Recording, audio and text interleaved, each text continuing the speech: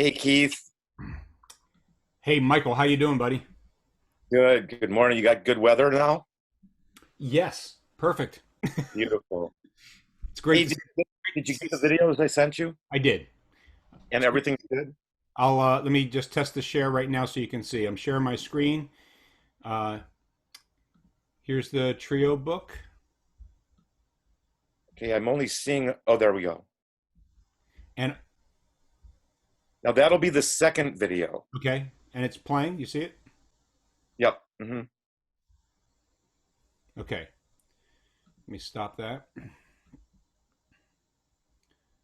And the two screen shares will come not back to back, but Okay. there's only maybe a minute between the two. So, Okay. Nope. No problem. You just tell me when. and the first one, you got the sound on it too? Here we go. Wait a minute. Um, Screen share. Bridge. I got to remember to turn the computer sound on. And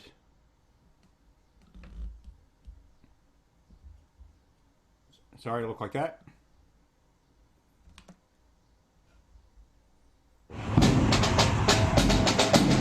Good. You good? Yep, that's great. So Keith, Yes, sir. I practiced it like 5 times and I've got it down to about 18 minutes and 20 seconds. So hopefully Cool. we can start on time and your intro can be quick. So because Yep. I don't want to run over. Yeah, you're okay. Okay.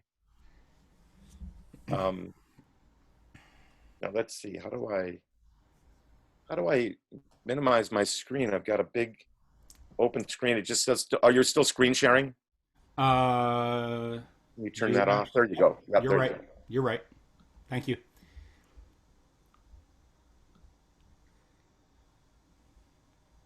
How's the weather there in Minnesota? Oh, it's gorgeous. Minnesota.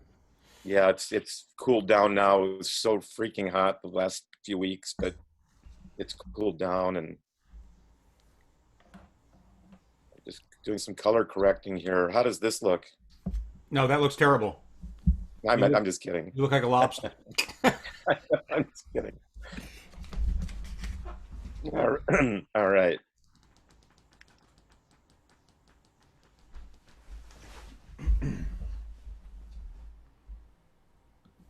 So now I won't really see thumbnails of all 200 people, will I? No, no. If you're going to have to actually, if you and I you don't probably want. you wouldn't want to do it while you're talking, but No, no, no. I just do not see anything. if you wanted to scroll, there's a little arrow to the Yeah, right right. or down, and then you could see another.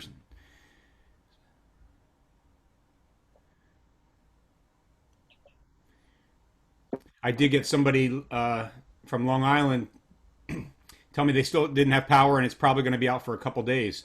Oh So, boy. so I realized that in my invitation to everybody, I didn't have, and you didn't actually get this, but I didn't have the dial-in numbers, only the connecting by internet. So this morning, about 10 minutes ago, I literally just sent everybody an email with the dial-in coordinates in case somebody was able to dial in by phone, because that's all I was able to do yesterday. Hmm. Scott Sheehan in the house. So I saw a letter, an email come in from Elisa last night. Yeah, she's a doll, Gonna huh? be Is she gonna be on the session actually, or I wouldn't be surprised. I mean, it seems like she's kind of tuned in each day, and um, yeah, I know, nice. I know most of the people that I had speaking this week were friends of hers as well. So I think she wanted to.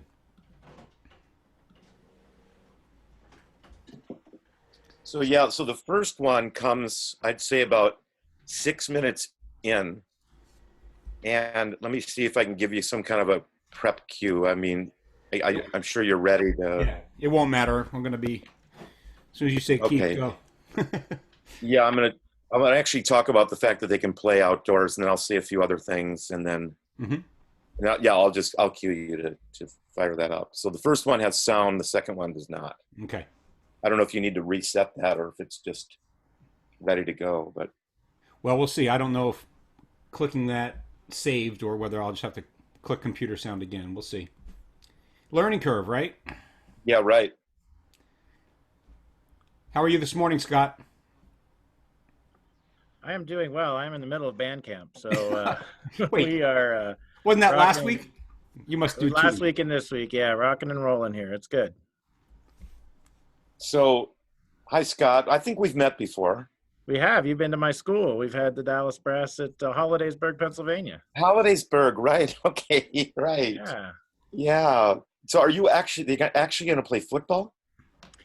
As of now, yes. Could that change this afternoon? Sure, but I as don't of see now, how they could do that. I mean, are they going to stay 6 feet apart and tackle each other sort of virtually? It's like Yeah, it's I like hear you. flag It's- football. They yeah. could maybe do it with lasers, you know. And Michael, it's Western Pennsylvania. You have to understand that. yeah, every state has its own personality. That's for sure. South Dakota, boy. All those people that showed up at Mount Rushmore for the Trump's rally, Yeah. nobody wearing masks. Crazy. That was unbelievable. So Scott, you're the incoming NAFME president. That's right. Yeah, I'm Wow, president-elect for the next 2 years. sounds like a lot of responsibility. So a little bit going on right now for Yeah. us to try to figure out, but Yeah, always wow. glad to serve, always glad to help out. Oh, that's great. Well, Keith, we're 2 minutes to 10. Is that are we going to be able to start on time, or do you need to wait?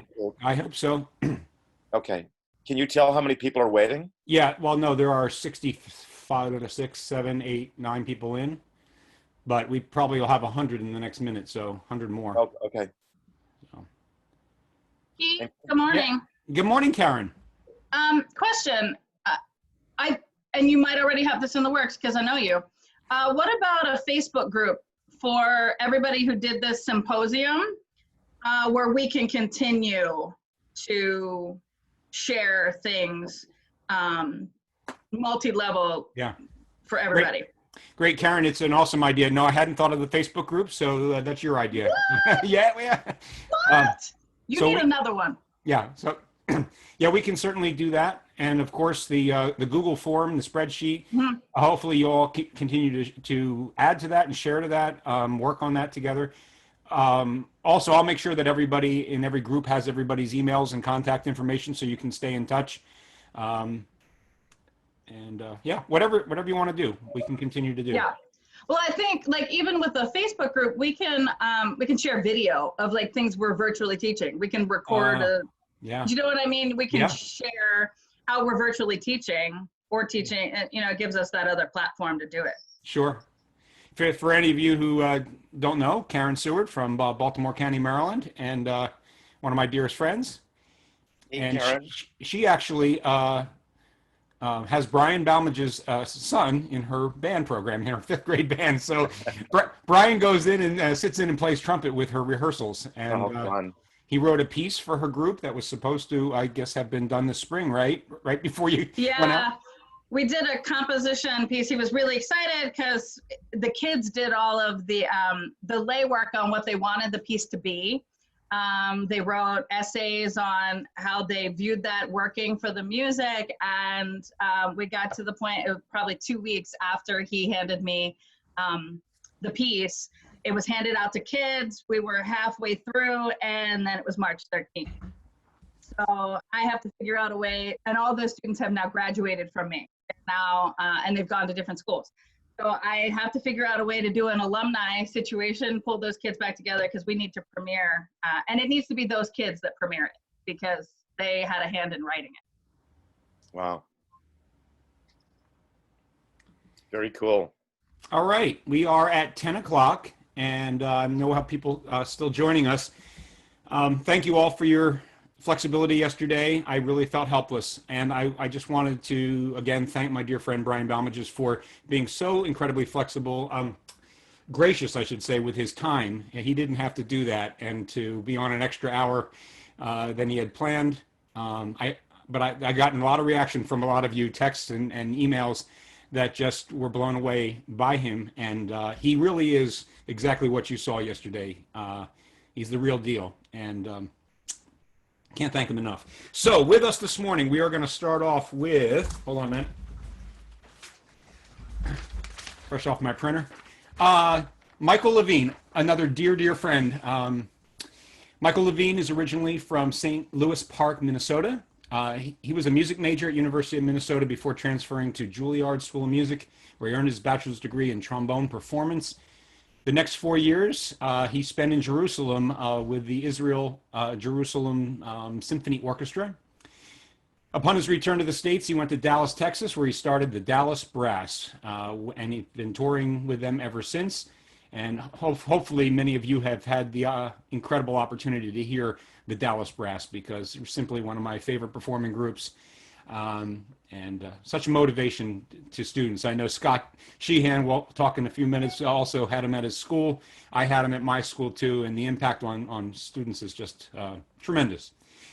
Then in 2010, he launched Harmony Bridge, which is what his session is on today.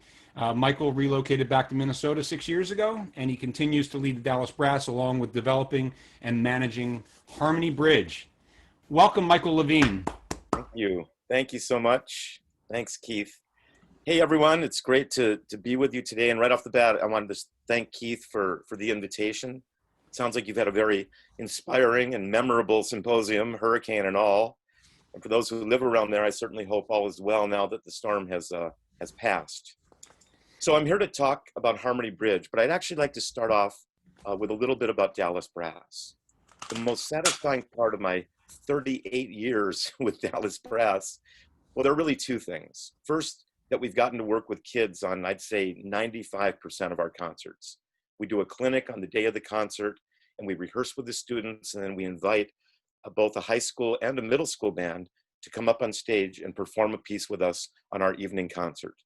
Over the years, we have had over 300,000 kids perform with the Dallas Brass, and I can tell you it's been a real privilege. The other most satisfying part of having been in Dallas Brass is simply to be in a position to bring joy into the lives of those for whom we perform. Sure, we all love to play, and we always strive to play the best we can, but the feeling that we are inspiring others is the ultimate. Certainly that must be true for all of you as well. What's better than seeing a kid light up because of what you do? I've got so many Dallas Brass stories, but I want to share one with you right now that took place about 25 years ago. We were in Avon Park, Florida, and we played a concert. It was primarily senior citizens in the audience. And after the concert, we're in the lobby, which we always do after the shows, and a lady comes up to me, a sweet old lady and soft-spoken, and she takes my hand and she holds it really tight, and she looks me right in the eye and she says, "I just want to tell you that my husband passed away 3 months ago after 57 years of marriage. And this is the first time I've gone out to do anything since he died. And I want to tell you how glad I am that I came to your concert." She said, "I could not stop smiling the entire concert, and I know that my husband would have been smiling right with me." I mean, I've got goosebumps telling you that story here 25 years later. And I was speechless. And I just gave her a big hug and just said, "Thank you so much." And she went on her way, and it'll be with me forever. And so many other stories that give one a sense of purpose, of why they play.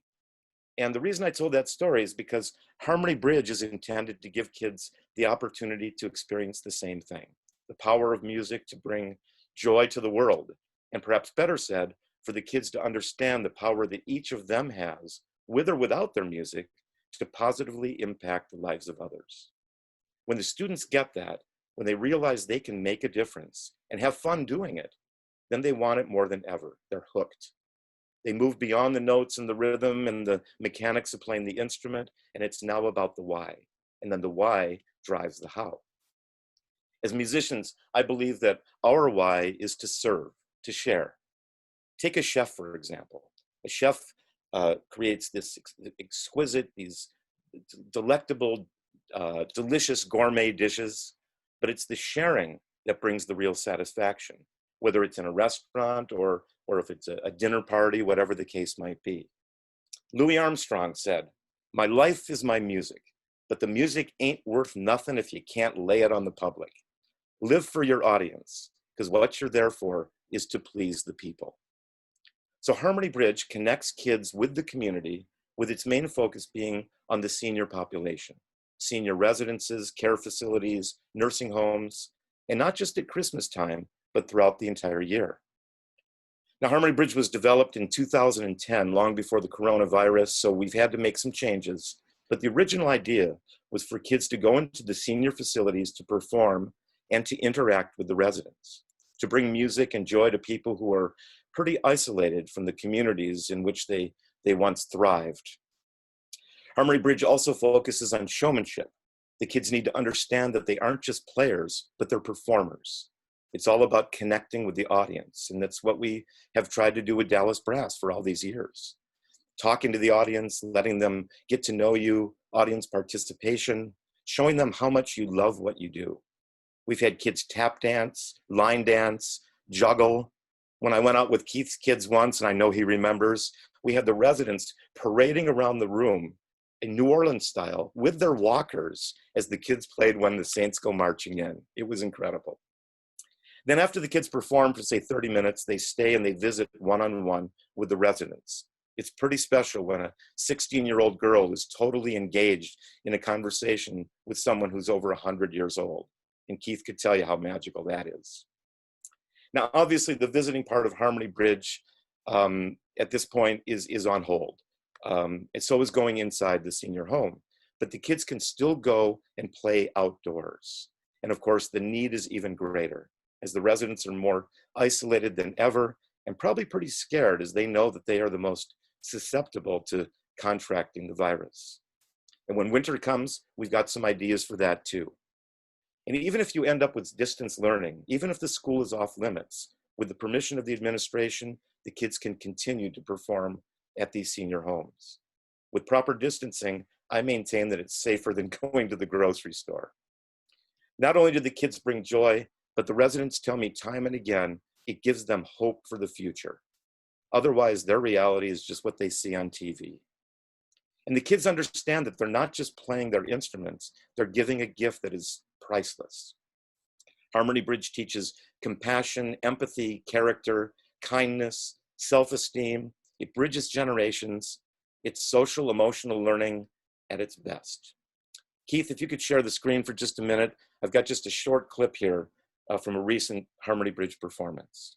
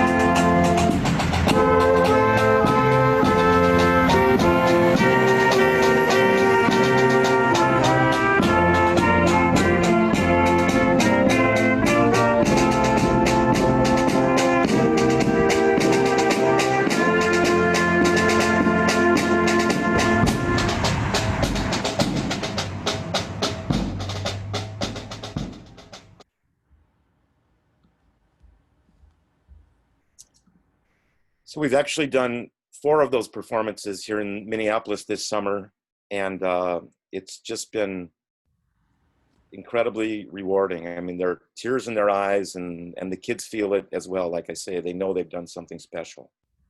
So when Harmony Bridge first came the idea first came to me back in 2010, I decided that the first step was that we had to create our own repertoire. And there were really 5 criteria. We needed familiar songs that would elicit memories. We wanted music for small ensembles, which is far more practical to take to a senior home than a large band. We needed arrangements that were fun for the kids to play and fun to listen to. We wanted arrangements for all ages of students. We certainly didn't want to leave out the younger kids. And we wanted flexible instrumentation so that it was possible for all kinds of combinations, again, not to leave anybody out. And our website has lots of examples. That's harmonybridge.net, lots of examples of audio files, as well as the music itself. But I wanted to give you a sneak preview. So Keith, if you would, we'll share the screen just one more time. For example, let's look at the trio book. This is intended for the younger players.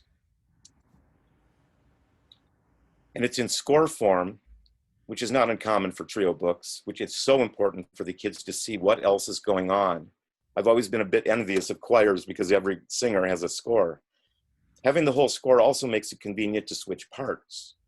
And to make it easier to navigate, we highlighted each part in a different color. Not only is it more user-friendly, but the kids really have fun with that as well. We also make sure that everyone gets the melody in every song. This is super important, as every kid wants to play the tune. To help the kids become more aware of the melody, we use red brackets to visually identify the tune as it moves around within the song. There are also many solo and duet passages within each trio to give the kids even more opportunity to be in the spotlight.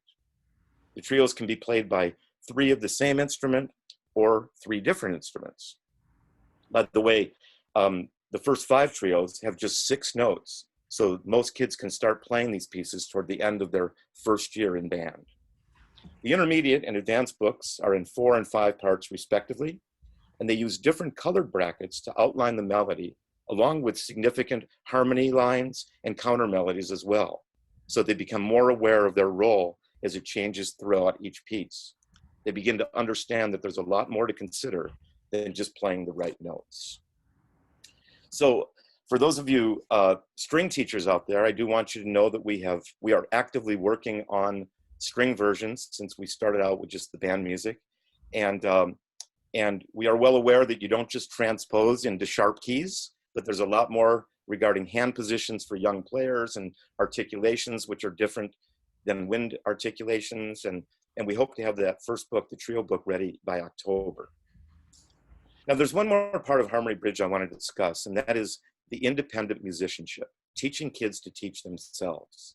I love large ensembles. I grew up in concert bands and symphony orchestras, and just like you, we all love that, and there's nothing more glorious than a large ensemble. But certainly, large ensembles have their limitations, and I'm not telling you anything you don't know. While we have safety in numbers, it's also easy to hide. One time, Dallas Brass was working with a middle school band for the concert that evening, and I decided to go back to the trombone section to see if I could help out a little bit.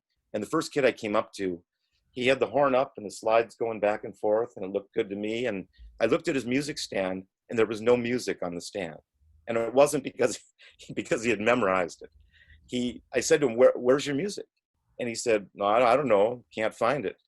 And so instead of asking the band director for another copy or looking off with one of the other kids, he just figured that his part didn't matter. And all he had to do was hold the horn up and pretend to play, and that would be enough. And to look at it even more deeply, he realized that he didn't matter.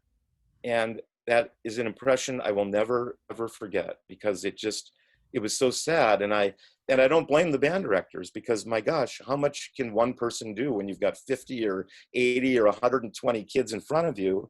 I mean, there's no way you can be responsible for every kid all the time. And so it was kind of an interesting realization that I came to.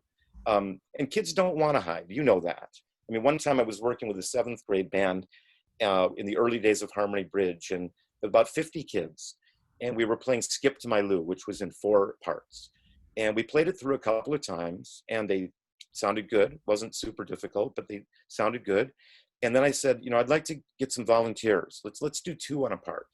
So, okay, you two, you two, you two. Okay, good. Why don't you guys go ahead and stand up? And there was a kind of a, ooh, you know, we didn't realize we were going to stand up, and they thought that was pretty cool. So they played through, I think, 16 bars, and they sounded great. And I feel like it just proved that when they played it in a large ensemble and got comfortable with it, then when they stood up and played it in a smaller group, which is always more difficult, they had the confidence and they knew they can do it. But here was the real kicker. Then after they played, and I had everybody applaud for them, so it turned into a little performance, I said, okay, let's get some more volunteers. And every hand in the room just shot up, and the kids were waving their arms as kids do when they really want you to call on them.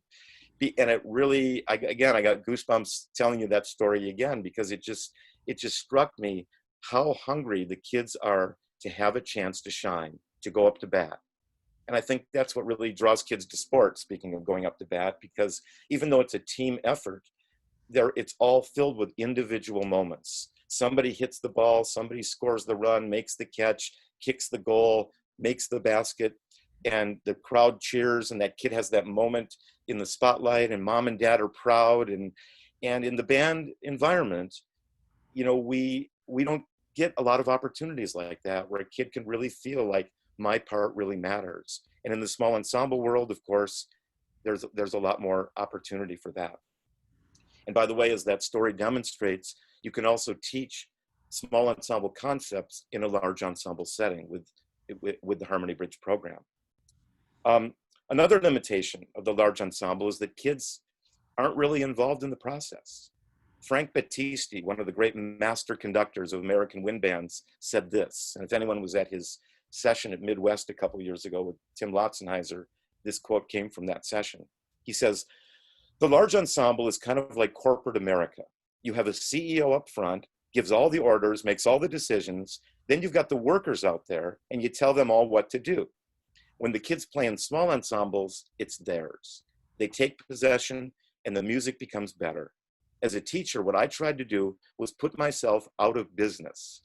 I wanted the kids to do it on their own, to develop a feel for a pulse, to listen, everything, where they didn't need me."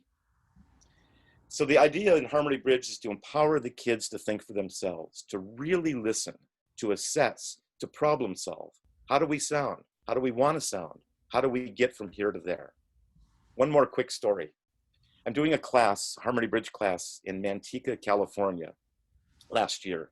It's about an hour east of San Francisco.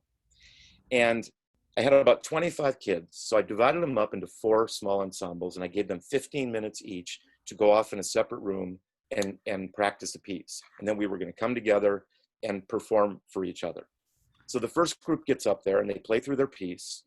And I said, okay, good job. What do you guys think? Silence. You could hear a pin drop. And I waited, and still nobody would budge. So I turned to the group that was listening, the other 3 groups that were listening. I said, what do you guys think? Silence. Again, and then one kid said, well, in the group, he said, nobody's ever asked us what we thought. You know, that's your job. That's your job. You know, you're supposed to tell us what to think. You know, that's why you make the big bucks. No, he didn't say that, but and so I kind of started asking questions. I said, well, I'll tell you what let's talk about the tempo. Did you guys like the tempo? What I found is that if you ask questions where they have to explain themselves, that's a lot harder. But if you ask like true and false, yes or no, multiple choice questions, they'll start to chime in. Like, for example, how many people thought the tempo was steady? How many people thought it was rushing? How many people thought it was dragging? And all of a sudden, you start getting some hands going up. Well, within about 20 minutes, whenever we'd stop, I'd have 8 or 10 hands at a time in the room going up. Everybody wanted to chime in. Everybody had something to say. And half of what they said made no sense at all to me, but it didn't matter because they were really getting involved, and really the wheels were starting to turn, and they were on the road to developing this sense of doing it themselves, teaching themselves. So that's a big part of Harmony Bridge. So look, I know we're short on time, just a couple concluding thoughts. Perhaps a silver lining to the coronavirus is that we have the opportunity to teach kids all kinds of great things that may get overlooked under normal circumstances because there's so many other commitments. As far as distance learning, I could do an entire session on our ideas for Harmony Bridge in that environment. But if you reach out to us, we'll go through all of that with you directly. The bottom line, as you all know, is that we want to keep kids motivated to play. We don't want to lose our kids. So please go to the Harmony Bridge website. It's harmonybridge.net. You'll hear samples of the music, see some scores, and there's also a free download as well. If you're interested in moving forward, we ask that you set up a phone call or a Zoom meeting with us, which you can do from the website, so that we can talk about your specific situation. We want to share ideas with you of what others have done, and help you in any way we can to enrich your kids' lives musically and personally. Lastly, you're probably wondering about the cost. The cost of the program is simply the price of the books themselves, and they run about $10 each. We include a manual as well, outlining all the other topics I addressed today: independent musicianship, rehearsal techniques, showmanship, and more. Now, we do print on demand, so there's a bit of lead time. So if you are interested in moving forward, we encourage you to contact us sooner than later. Keith, thanks again for the opportunity, and I wish everyone the best. Thank you all so much. Michael, I know everybody's applauding, even though they're on mute, so I'm applauding for them. Thank you. I wanted to just say a couple things. Somebody wrote goosebumps in the chat when we were playing the video.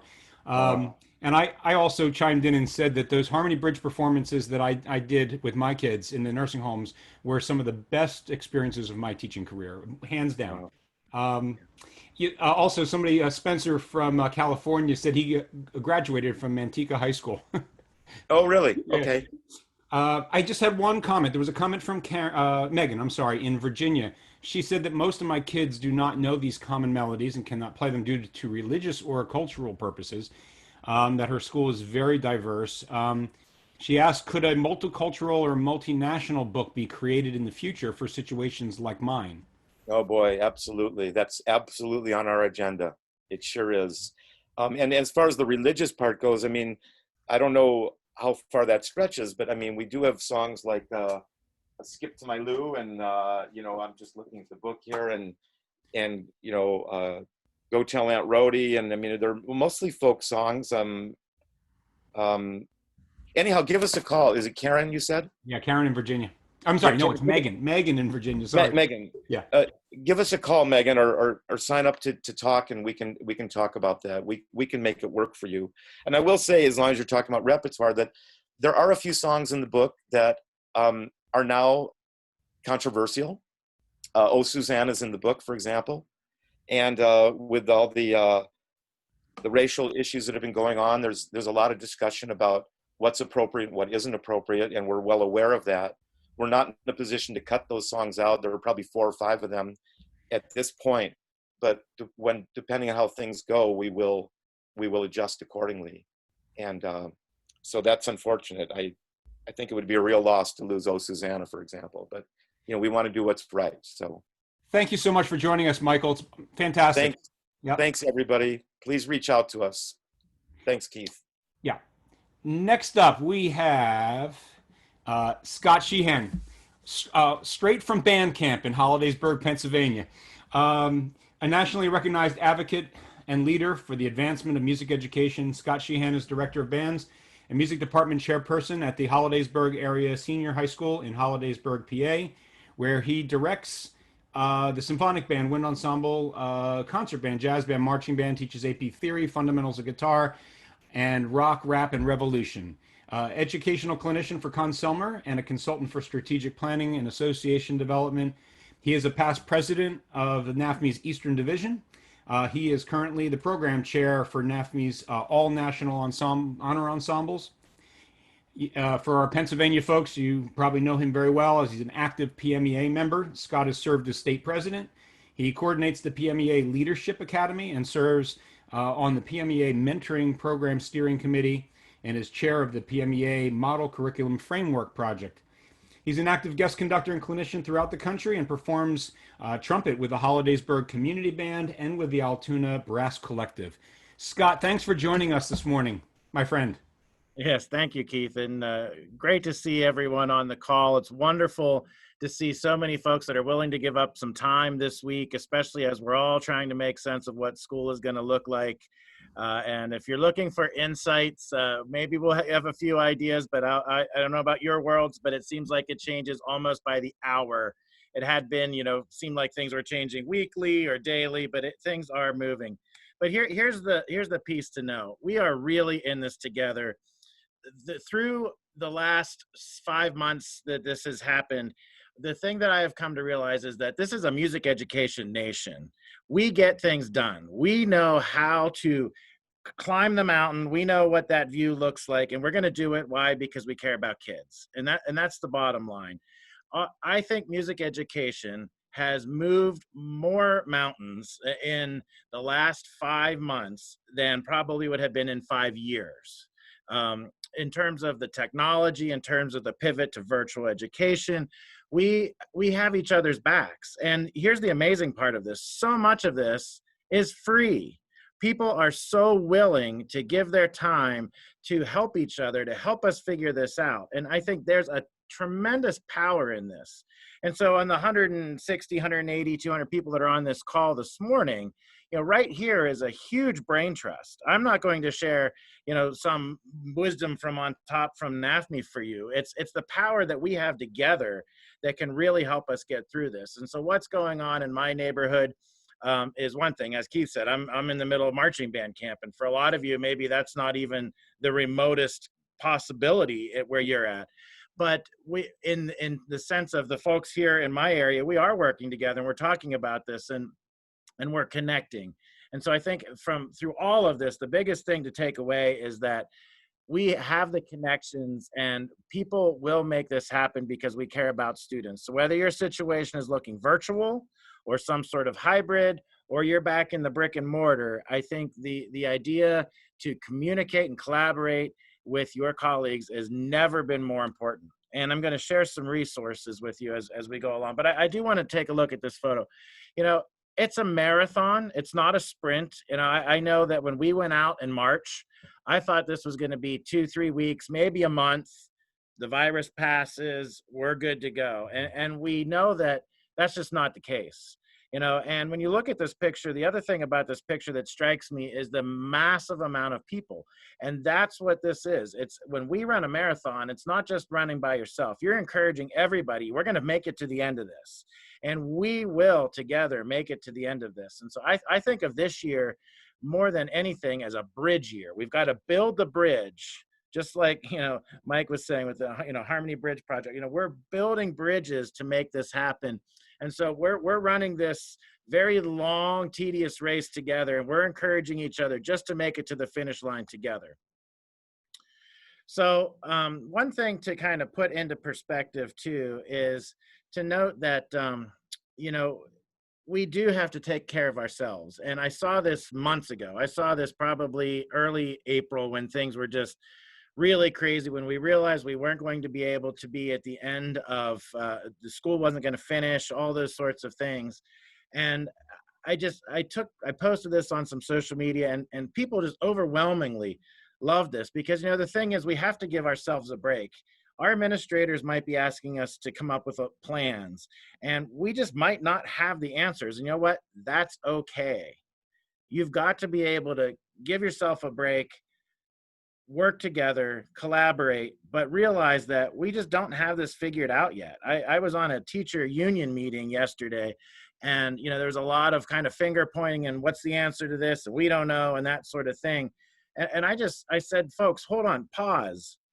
It's okay to not have an answer today because things are changing so fast, and how we can kind of pivot and learn from these situations are only going to better the students and better ourselves in the way that we approach things the next time around. Because the virtual teaching that we did in March, April, May is going to probably be very different than the approach you'll take in August, September, October, if you're going virtual or some sort of hybrid. So, take that deep breath, know that you're doing the next right thing, and just, really take that pause to know it's okay. You don't have to bear the brunt of this all on your own, and it's not all on your shoulders.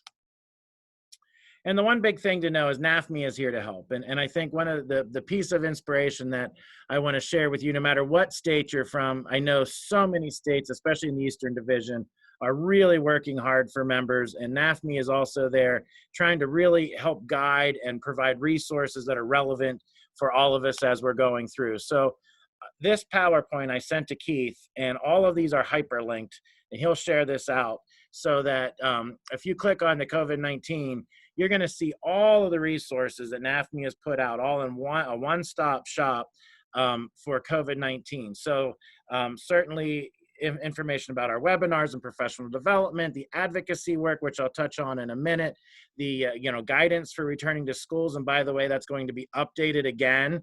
Guidance that's coming out from all of these various professional institutions is that it's guidance. It's not necessarily a prescription for your school.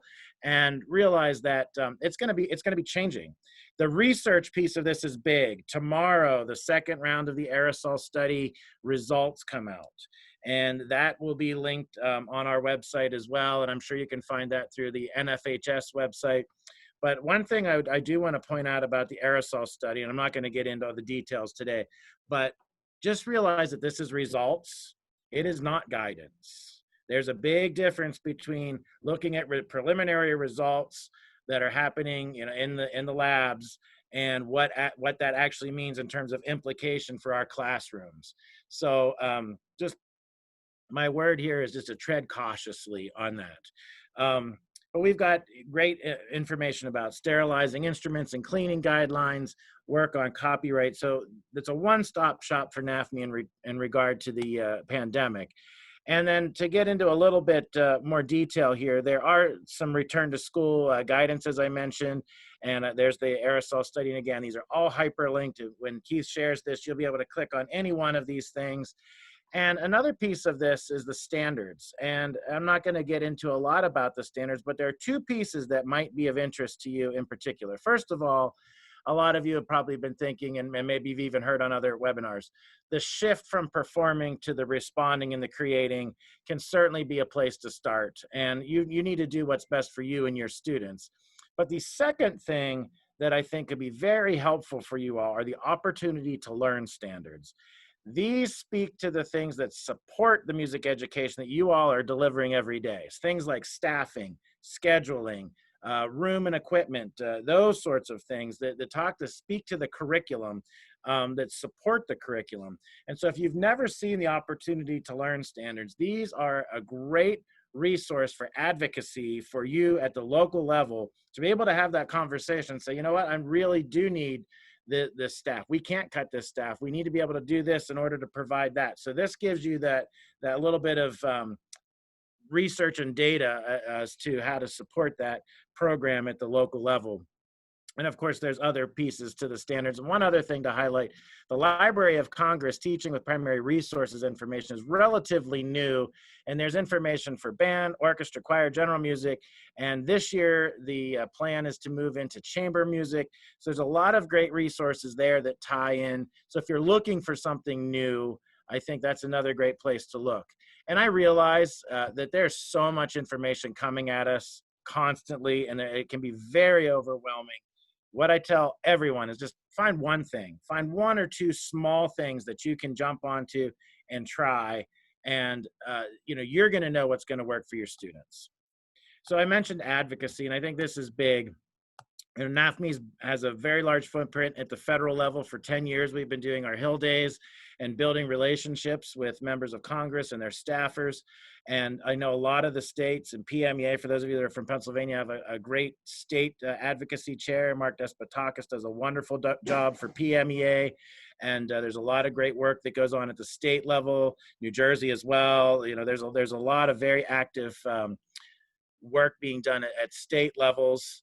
The Arts Ed New Jersey stuff. If you haven't seen that, or that's not something you're up, Bob Morrison, he's the guru. Definitely check out his work.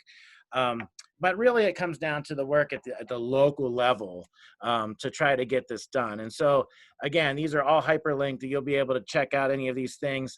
We did recently come out with 52 other organizations in support of arts education is essential. It's a national statement about why children need to have music and the arts now more than ever. So I would encourage you to check that out.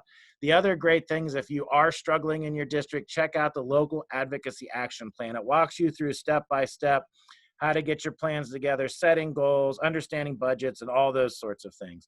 And there's just so much more. I mean, I could do an hour on any one of these things, but I just wanted to kind of put this little quick package together so you all can see how much is happening. And so, you know, for so many of you, your lawn doesn't look like this nice picture on on the page here on the screen.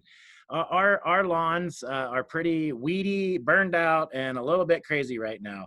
And so we do have to get this job done at home. And I realize that so many of us don't think of advocacy, you know, first. We're always thinking about the students first. We're thinking about what we need to do first for our programs.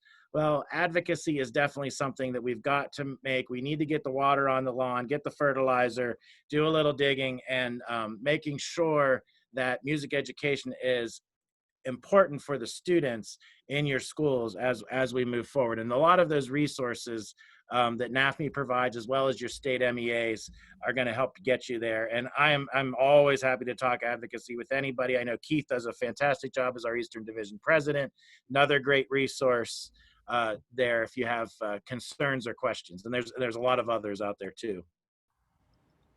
One quick pause is that it's not all sunshine and roses, right? There are many communities where internet access is a challenge, where students just don't have the resources that others do. And so, you know, I'm fortunate here where I teach in Hollidaysburg. Number one, the pandemic has not been ravaging our area. And number two, we do have a lot of infrastructure for technology and so on. And the homework gap, as you may have seen, has just really brought about the fact that it's not just one pandemic we're facing. We have really amplified the issue of social justice that is going on right now and the issues of inequities and socioeconomic diversity. And we have got to work together. As I said at the beginning, we're in this together. And we've got to work together to try to make sure that everyone has the access to music education. So if you know somebody at your neighboring school district, or you know somebody, a teacher in a different building, or even not so far away, that you can help them out or provide a resource, or even if it's just somebody to talk to and exchange some ideas, I really recommend that we do what we can to support. Each one of us has the power to influence somebody else. And even if it's one person at a time, we can reach more students this way. So this idea of building coalitions is really key to all of this. And it's back to this idea, you know, we reach our students. And then, of course, if they're having a great experience, you know, then they're going to go home and tell their parents. And that's the power of this is those parents then hopefully become supporters. And from there, maybe they become advocates. And the difference between a supporter and advocate in my mind is a supporter says, yeah, this is good. I think my kids should do this. I'm gonna be there in those ideas. The advocate's going to speak up. The advocate's going to stand up and say, you know what, I'm going to write that letter to the editor. I'm going to talk to my administrators to make sure music is happening for my child. I'm going to do what we need to do. And they're going to take that action. You know, they're willing to take that action. And really, then you can find those champions, those one or two folks who will stand up for your program no matter what, and are kind of relentless in their pursuit of music for your community. And, you know, just like Field of Dreams, as you can see that picture, you know, we build these coalitions, and it really starts with the difference we're making for the kids every day. The more you can do that individually for the students and reaching them, the more this cycle builds, and you'll find those folks that are going to come out and really speak up for your programs, but also take action. And I think that's really what it's about. You know, it's wonderful to, you know, hear these presentations, you get an idea, and then something else, you know, comes out, and the next text comes through, or the next email you're looking at. It's being motivated to take the action, to make a phone call to a parent and say, hey, are you willing to do this? We need your help. We need you to be part of this. We're in this together. So I'm going to conclude with just a couple of final thoughts here. And let's face it, the world is not going to look the way it was ever. You all remember the impact that 9/11 had on us way back in 2001 and how our world changed. Well, this pandemic is not going to leave us the same ever in our lifetime, in our children's lifetime, and probably and for generations to come. And as we think about what it is that we've learned from this experience, whether that's education and virtual teaching, or whether that's just personally, the importance of self-care, the importance of taking a pause and just slowing down a little bit to reevaluate what's really important. I think it's just very important that we do think about what's next, and what next will look like for each of us. And so we all have the power to make a difference. We all have the power to make a difference. We know the power that music has to change lives, or we wouldn't be doing this. You would not be on this call today if you didn't know that music has the power to change lives and make a difference for kids. And so all of you have that power to make a difference. And whether that's from an advocacy standpoint, whether that's for developing new virtual curricula, whether that's trying to figure out what you're going to do with your ensembles, figure out what you can do. Don't focus on what they're telling you can't do. You've got to figure out what you can do, because you have the power to do this.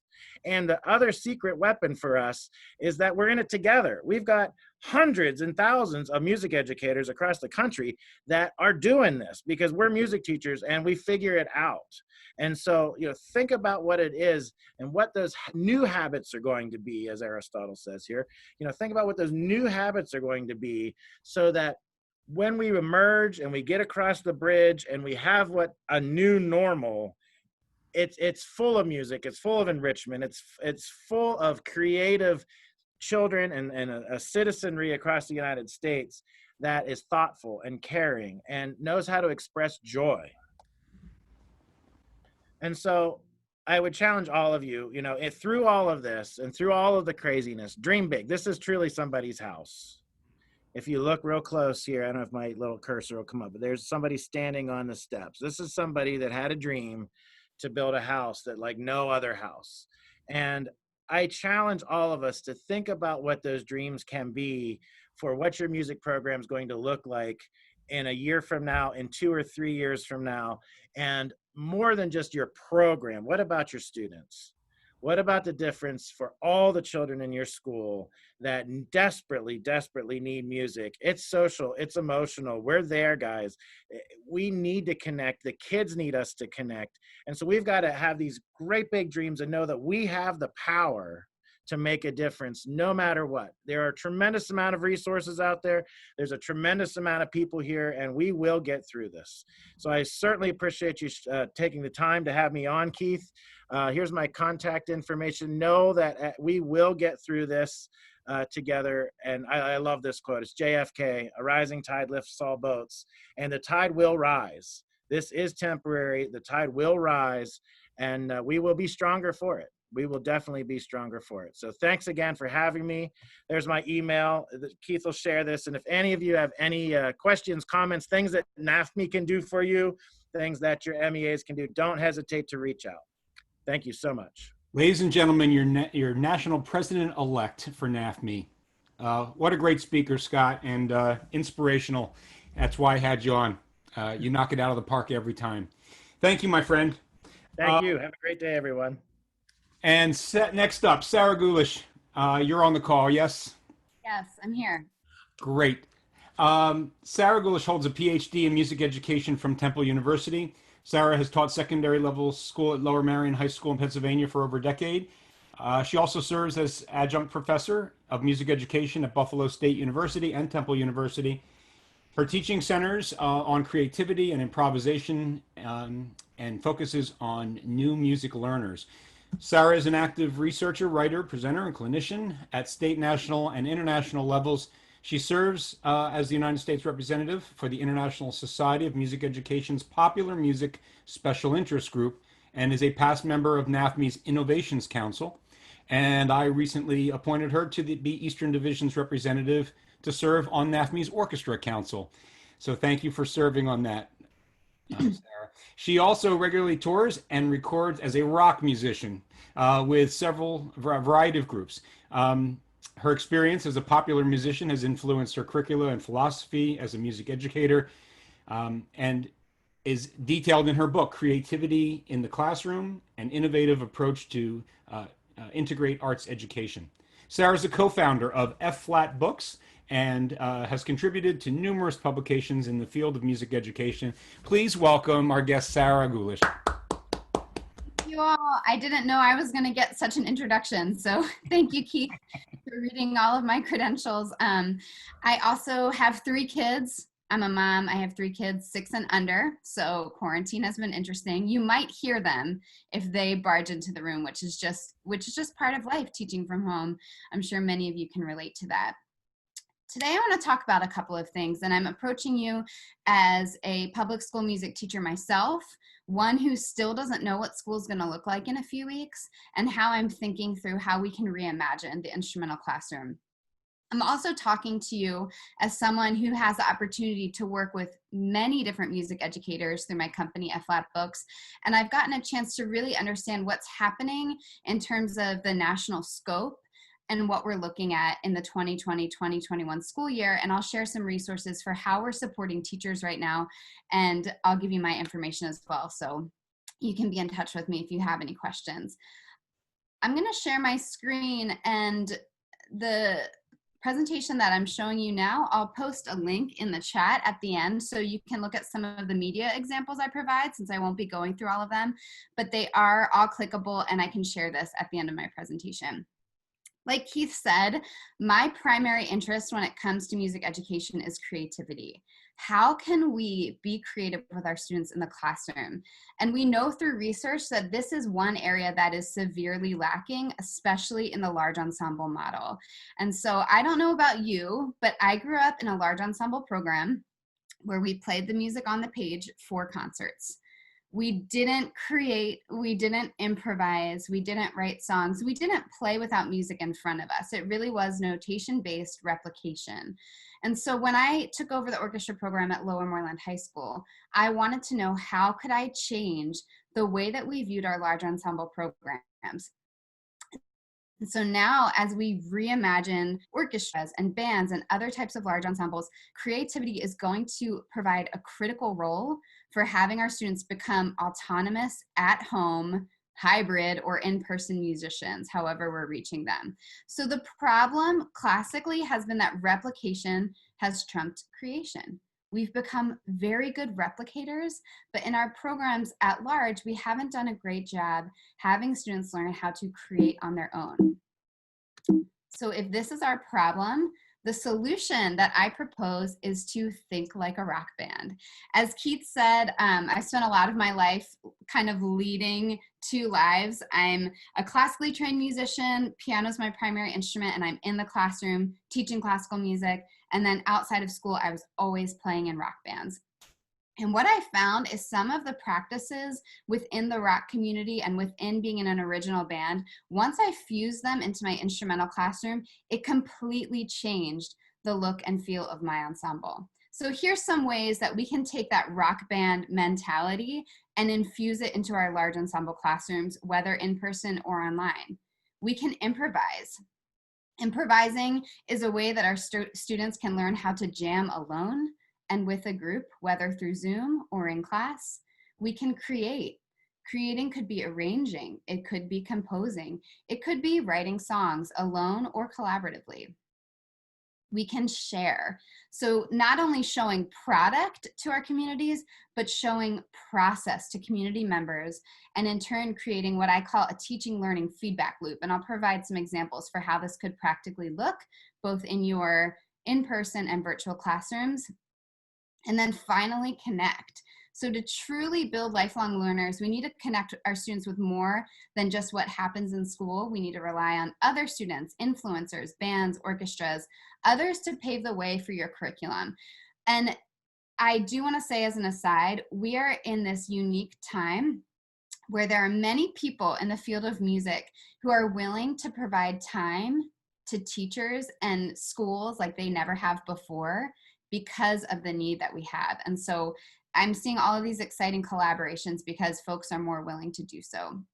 And then finally, how do we individualize? So how do we provide choice for students so that they can focus on becoming autonomous and lifelong music learners. And so what does this look like practically in the classroom? Well, as I said in the beginning, I'm not going to show you all of these. I'm going to leave you with this link so you can listen and explore on your own time. But in my classroom, improvising means having regular jam sessions where my students create music, they improvise music together. And on here, I have a recording of what that might sound like. In terms of create, my students are regularly composing music, whether virtually or in person. They're also making arrangements of songs that they've heard before. And so in this video, you'll get a chance to see what it looks like to have students create. In terms of sharing process, which I talked about in the beginning, one of the things that my students have started doing in my program over the past 4 years is doing what we call on-the-spot compositions. So what is an on-the-spot composition? Basically, I teach my students how to find standard progressions like you would in a popular song, right? Using standard progressions in a variety of keys. And then every year at our February concert, our audience members provide parameters for a composition. So they pick the key, they pick the chord progression, they pick the mood, the title, all of the parameters. And then my students compose a song on the spot alone using those parameters in real time. And what I found is it's really connected our community to the process of music making, not just the product. This is also something I've transferred into the online realm. So this past spring, when we went virtual, my students did a digital whisper down the lane. So one student would create a musical idea or improvisation, they would video record themselves, then they would send it to the next student who would add their part on top of it until in the end we had a complete piece that students were able to improvise together. In terms of connections, finding ways to connect your students with folks outside of the classroom is huge. In this video, this was an interview I did with an influencer by the name of That Viola Kid. I don't know if any of you have heard of him before. His name is Drew Alexander Ford. He's a Juilliard grad for viola, and he's very active on social media. So not only did my students get to hear what it was like to be a performing musician from his standpoint, they also now can connect with him on social media and continue that relationship. In terms of individualized, how do we give students choice remotely so that they're able to take their learning into their own hands? For me, this looked like a choice board. So students were able to identify what they wanted to work on, and then through that identification, I gave them supportive measures to do so. So again, all of these you can explore at your own pace, but these are just some personal ideas that I've had for my own classroom. And then what does this look like in the larger community? So as Keith said, I run the website FLAT Books. FLAT Books is a music education publishing company. We publish electronic materials to support music teachers. And so we've had a focus this past summer of trying to support music educators through both free and affordable resources. So what I threw up on this page, these are some of the resources we have that promote flipped learning or distance learning. One of them is a book that I just published this past week with some other teachers in Pennsylvania about our ideas for how to make a creative string orchestra, how to do it remotely, and what it practically looks like. And then finally, we're also supporting teachers with professional development, such as this, which is a fantastic event that Keith has put on. And we'll be hosting an event next week to further some of these ideas and how we engage with remote learning. And I'm going to stop sharing my screen for a minute so I can give some follow-up thoughts. But while I do that, I'm also pasting this presentation in the chat so you can take a look at it whenever you'd like. What's been helpful for me as I think about the 2020 school year, which again, I still don't know what our school's plan is exactly, but what I do know is that my big picture goals for students aren't going to change. I still want my students to leave my classroom feeling a sense of their musician self, meaning I want them to leave my classroom as a musician, whether it's virtual or in person. I want music to be something that provides life for them. I want it to be something that provides a break from everything else going on in their life. And so I know that no matter what I do, my focus will be on meeting them as individuals and providing them with positive experiences. And so I'd encourage all of you to keep connecting. You're welcome to get in touch with me. My email's also in the presentation. And I'm so encouraged to just hear all of these wise words today and see all of the great things that are happening. Thank you so much, Sarah. Fantastic presentation.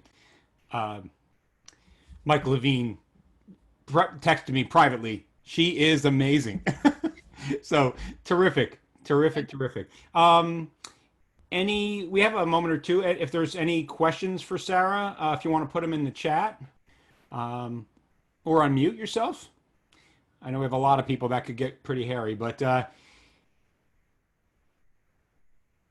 all right. Well, thank you very much. And I'll also be uploading things into the resource folders that we have in that Google Drive for everybody. So if you don't get a chance to grab the link from the chat, we'll try to make it available in the drive. Okay, so here's what we're going to do. Thanks again for joining us, Sarah. We are going to break out into our 16 breakout rooms. Keep fingers crossed. As you all know, we have 2 new Zoom links to go to. So I'm going to close this meeting. If you did not go to get those links, you need to go visit your email from the last 2 days. Groups 1 through 8 have one link and 9 through 16 the other. Here's the key. You need to be entered the Zoom with the same email address that you registered for this for. The one you've been getting all my emails this week. Be on that email address because you're all pre-assigned to the rooms by your email addresses. All right, and it'll take a minute or two. My wife's going to help me on 2 different computers and 2 different Zoom accounts to make this work. So here we go, ending the meeting for all. See you in a few minutes.